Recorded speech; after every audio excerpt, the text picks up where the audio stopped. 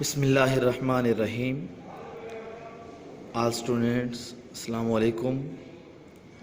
آج کا ہمارا لیکچر استقامت، یہ ہمارا پوائنٹ ہے، اس پر آج ہم ڈسکس کریں گے.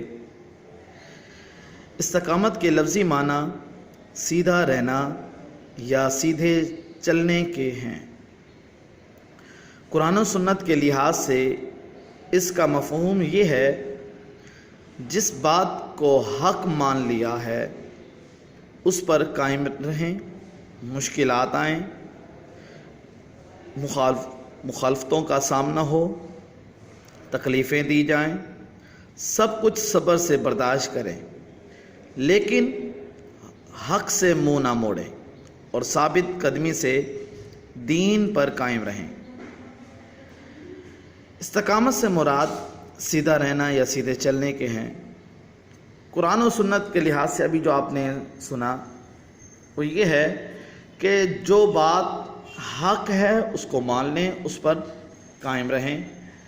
اگر زندگی میں کوئی مشکلات آ گئیں تو اسے صبر سے پیش آئیں. مشکلات پیش آ جاتی ہیں، اب کیا کرنا پڑے گا؟ مخالف اگر سامنا ہو، مخالف کا سامنا کرنا پڑ جائے یا تکلیفیں آ جائیں، ان سب کو کیا کرنا پڑے گا؟ سب کچھ صبر سے برداشت کریں. مشکلات آئیں، یہ رب کی طرف سے آئیں.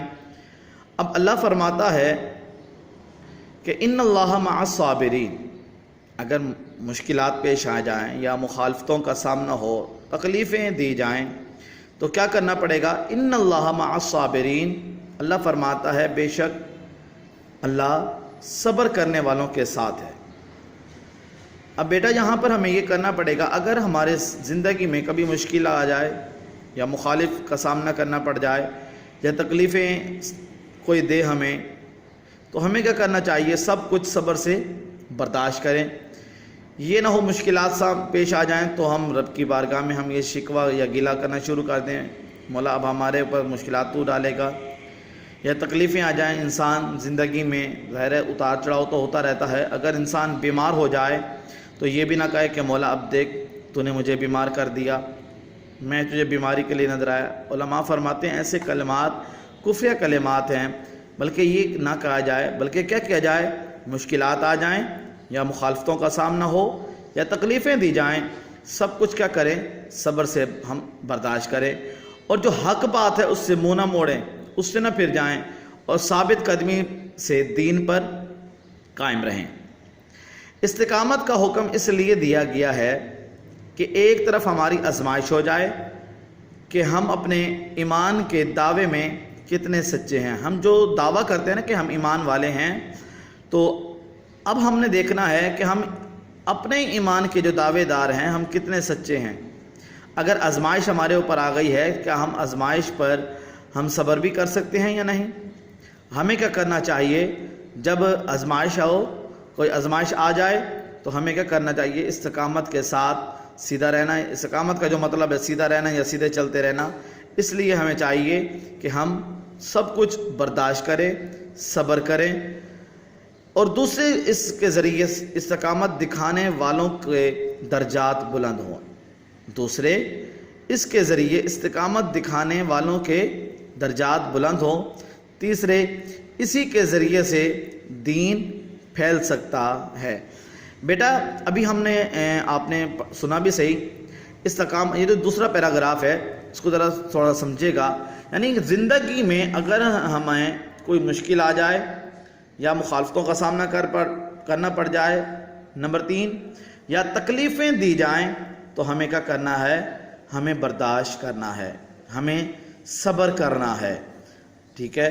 کیونکہ ہمیں جو آزمائش دی ہے وہ اللہ رب العزت کی طرف سے آئی ہے. آج اللہ نے اگر ہمیں کوئی مشکل دے دی ہے تو مشکل سے نکالنے والا بھی اللہ ہے. مخالفتوں کا سامنا اگر ہو پڑا ہے، ہمیں مخالفتوں سے بچانے والا بھی اللہ ہے.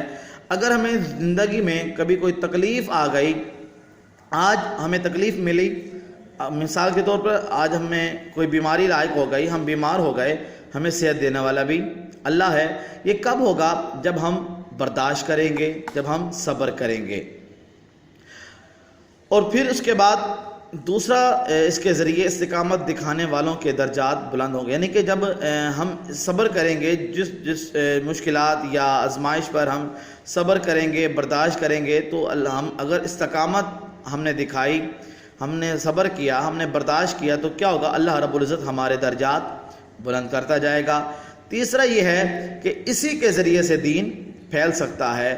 اب دیکھیں نا، حضور اکرم صلی اللہ علیہ وسلم پر کتنے مشکلات آئیں، لوگوں نے، طائف کے لوگوں نے کتنی تکلیفیں دی، پر میرے آقا صلی اللہ علیہ وسلم نے صبر کیا، برداشت کیا، اور وہ آپ کے سامنے ہی ہے واقعہ جو طائف کے اندر طائف کے لوگوں نے آپ صلی اللہ علیہ وسلم پر مصیبتیں ڈالیں، آپ صلی اللہ علیہ وسلم کو بہت سے تکلیف بھی دی، یہاں تک کہ آپ کو لہو لہان کیا پتھر مار کے۔ میرے آقا صلی اللہ علیہ وسلم نے صبر کا دامن نہیں چھوڑا، اور اس حدیث سے ہمیں یہی سبق ملتا ہے کہ ہمیں بھی صبر کرنا چاہیے۔